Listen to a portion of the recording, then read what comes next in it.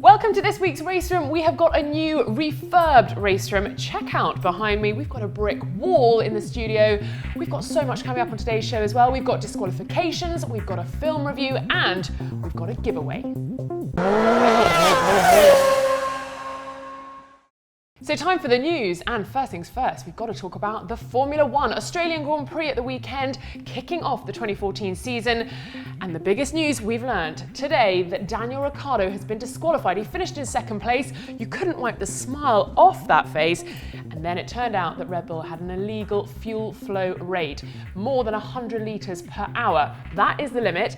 They were running it at more. They ignored the FIA telling them to turn it down, and they used their own sensors. So he has been disqualified from second place. So what we have learned about Daniel Ricciardo from Sunday's race is that he can finish on the podium. That was his first ever podium finish. But look, he absolutely slacked it on the podium, falling over a little bit like Mark Webber did last season, surrounded by the race winner, Nico Rosberg, who had an absolute flying race, leading from lights to flag essentially. And that Mercedes engine, still incredibly strong, as was the Mercedes engine in McLaren's car with Kevin Magnussen. Look at him, so sweet. He's such a youngster. Didn't really know what to say when he was up on the podium being quizzed by Alan Jones, but an absolutely awesome finish for him. And if we'd known about the fuel flow problem with Red Bull at the time, it would have been Jenson Button in third place. That's his 50th podium position. Two big name retirements during the race was Lewis Hamilton in the Mercedes. He actually only had 5 cylinders working instead of the 6. Not ideal when you're trying to make an impression at your first race of the season.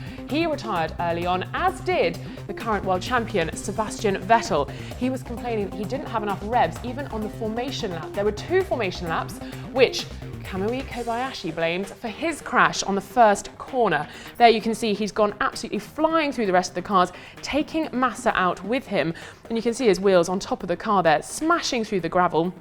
Not an ideal return to F1 for Kamui Kobayashi, and not ideal for his engineers, who managed to get the car to the grid and now have got to repair the nose, all of the front wing, and those tyres as well.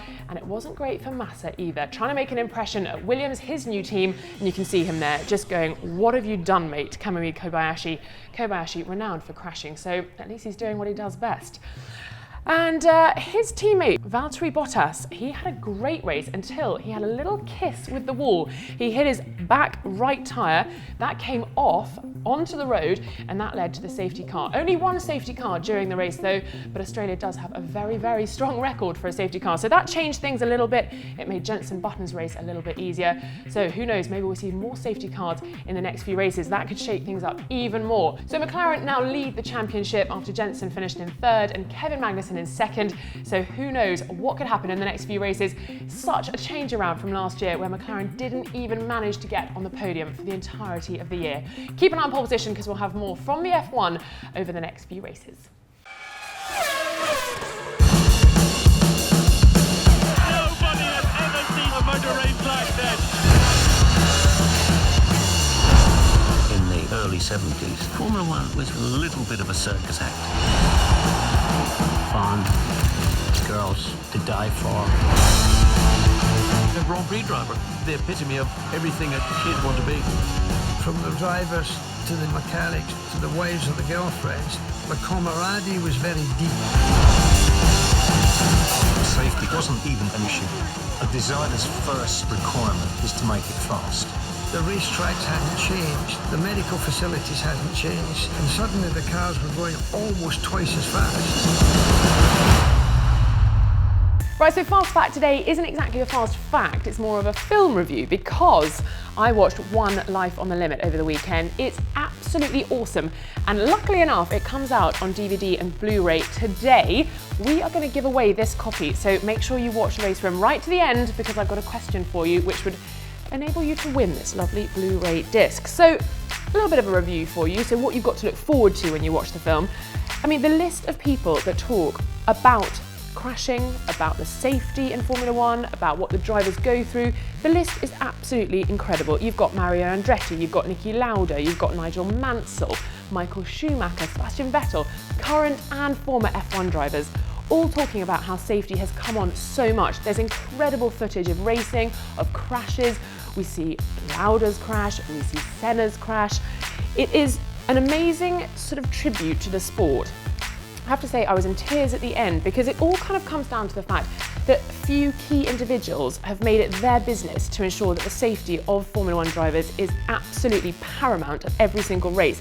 Back in the day, you know, when they were wearing little caps, not even helmets, you just can't even believe the safety regulations 20, 30 years ago. Unbelievable.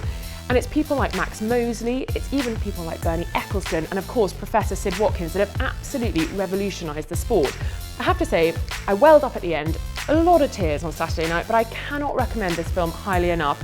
Make sure you watch the end of Race Room. I'm going to be giving this film away for you to have at home. Cannot recommend it enough. Get your hands on it if you can, if you don't win it. That's my review of One Life on the Limit. Right, so it's my favourite What the Camera's Seen. We have been inundated with pictures this week. Thank you very much for sending them in, but we have cherry-picked 2. We wanted to show you this one from none other than Rob Austin, the British touring car driver, and a lovely little selfie there. I think he was having a little play around with his phone. We love that. And of course, he's going to be racing with Exocet Racing this year, so we'll have to watch him as his season develops. From the end of March at Brands Hatch, keep an eye on the channel. We might have some secret things going on there. And the next thing that the camera's seen is this. Now this was part of the refurb. This is our amazing cameraman, Matt. And I don't know what he's eating while he's doing the wallpapering. I think it could be a pork pie or a fondant fancy. He's training for a marathon, you should sponsor him. He's gonna be saving rhinos, left, right and center, maybe pandas as well. But he's also an incredibly good wallpaperist. So he's done this amazing job behind me. The race room is looking amazing. Tell me what you think actually, comment below and tell me what you think of Matt's artistic work. And that is what the camera's seen. Make sure you send in a photo for next week's race room because we want to include you in our new studio. Right, it's time to open the Tweety jar. What is in Tweets of the Week this week? Right, F1 in pubs. They have tweeted saying, just had a thought, what if I put a bet on Ricciardo for the podium? I see where this is going. Yes, now that he's not finished, has been disqualified from the race, what happens if you put money on him to come second and won? Had a massive payout and have blown all your money on an amazing super yacht or something, or bought an apartment in Monaco. What happens then? I want to know. William Hill, if you're watching, or Betfair, if you're watching, let us know, what is the deal? Should you have to pay your winnings back? And I actually feel quite sad for Ricciardo. He looked like he was quite attached to his big trophy that he got on Sunday. That would be a sad thing to have to give back. But let us know if you know the rulings on that. Comment below. Next tweet. James Moy, our favourite James Moy, the best photographer in the F1 paddock as far as I'm concerned. He's tweeted saying, received email with so many good looking girls in F1, why do you take photos of the ugly ones? The one he referred to was Jev's girlfriend. Oh no, that's so unfair. Jev's girlfriend's Swedish, she's rather beautiful actually, but there are some seriously hot babes in the paddock, I have to say. You've got Jensen's girlfriend, Jessie, or now fiance, congratulations to them. We haven't mentioned that yet. Congratulations, Jensen. But how unfortunate, you can't believe it that people think Jev's girlfriend's not as hot as the others. Oh dear, next tweet. Hashtag F1 Extra, bracket dirt, close brackets, hash 73. What a name, props for that. It's actually at Formula 1 Extra.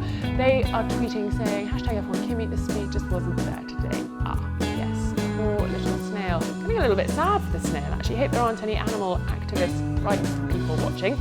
Yeah, it's not doing so well. Bit slow, wasn't it really, Kimmy and Fernando, even with the extra place gain because of Ricciardo's disqualification.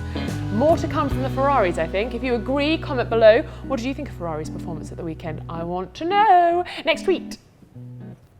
Eleanor C at the code 20. Here is Jad Magnussen watching his son winning. How cool was that? He was at Sebring this weekend.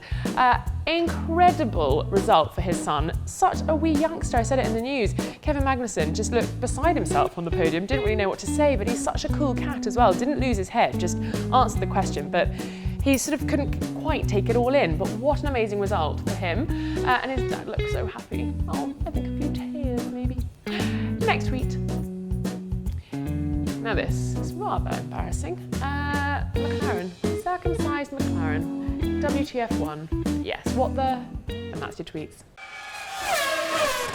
Right, so a few things to tell you about. Did you see our Sir Sterling Moss interview that went up on Friday? If you didn't, there's a link to that here. But also, Jake Humphrey has got a new channel on YouTube. We want to say welcome to the club, Jake Humphrey. And he also did something with Sir Sterling Moss last week. He called him on his YouTube channel. So make sure you check that out. So, a nice little welcome to Jake Humphrey. Secondly, I wanted to tell you how you can win the Blu-ray of One Life on the Limit. I mentioned it earlier, gave you my review of the film, but now's your chance to win it. The question that I'm going to ask is, what is the fuel flow rate? What's it meant to be? We know that Red Bull broke the rules, but what is it meant to be? If you know, comment below and we'll choose a winner at random to win this awesome video. Now, this weekend, first round of MotoGP. All the seasons are kicking off again. They're out in Qatar. Now, of course, Marc Marquez had that terrible breakage of the leg. It's still broken. He's recovering, but he says he's not going to be 100% fit. Here's a little clip of him talking about the challenge ahead, defending the title. Of course, I will prefer to arrive with a normal pre-season, with the 3 tests, 2 tests in Malaysia and 1 test in Australia. But you know, the situation is that I didn't ride the bike from last 6 weeks, and will be more difficult. The other riders arrive more prepared, but anyway, I think I will. The most important point is try to concentrate in your job, especially first, second practice, and get the feeling with the bike. Then we will see how I feel, also physical condition, because okay, I have the injury, but I couldn't train a lot, physical conditions last weeks, but yeah, will be interesting. If you want to see the full video with Marc Marquez, we'll be uploading it this Friday ahead of the first round of the MotoGP season. We've also got a little sneak preview of a behind-the-scenes photo shoot with Dani Pedrosa and Marc Marquez. Here's a little sneaky peek for you.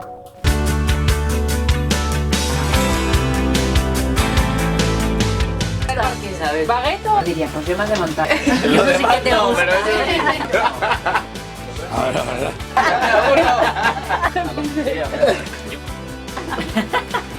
Más a tu bola, más guitarrero. Volumen. ¿Preparado?